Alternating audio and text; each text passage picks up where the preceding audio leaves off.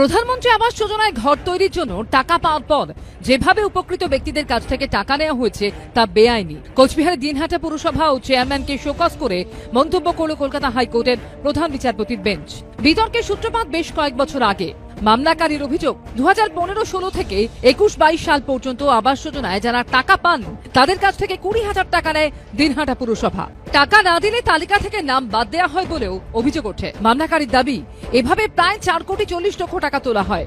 অভিযোগ জানানোর পর সংশ্লিষ্ট দফতর টাকা ফেরত দেওয়ার কথা বললেও কেউ টাকা পাননি। চলতি বছরে এই নিয়ে কলকাতা হাইকোর্টে দ্বারস্থ হন দিনহাটার বাসিন্দা আনোয়ার হোসেন।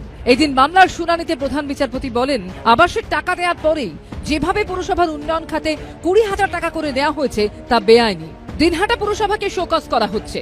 রাজ্যের সংশ্লিষ্ট দপ্তর টাকা ফেরত দেওয়ার নির্দেশ দেওয়ার পরেও কেন টাকা ফেরত দেওয়া হয়নি, পাশাপাশি কেন পুরসভার বিরুদ্ধে পদক্ষেপ করবে না হাইকোর্ট, জানাতে হবে পুরসভাকে। দিনহাটা পুরসভার আইনজীবী বলেন, রাস্তা নিকাশি ব্যবস্থার উন্নয়নের জন্য ওই টাকা নেওয়া হয়েছে। প্রতিটি টাকার হিসেব আছে।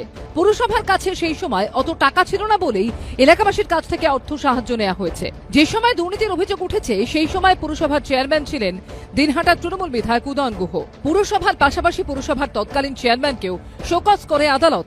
আদালতের নির্দেশে কেন তৎকালীন চেয়ারম্যানের বিরুদ্ধে আইনি পদক্ষেপ করা হবে না তা জানাতে হবে তাকে। দেখুন, বিষয়টা হচ্ছে এরা তো কাটমানি টাকা পয়সা ছাড়া কিছু বোঝে না। এরা যে কোনো কাজের বিষয়ে যে কোনো ব্যাপারে শুধু টাকা টাকা, ওদের টাকা চাই। উত্তরবঙ্গ উন্নয়ন মন্ত্রী তিনি সেই সময় চেয়ারম্যান ছিলেন এবং টাকাটা তিনি করেছেন। কোর্টের রায় সে শোকজ করেছেন ওনাকে।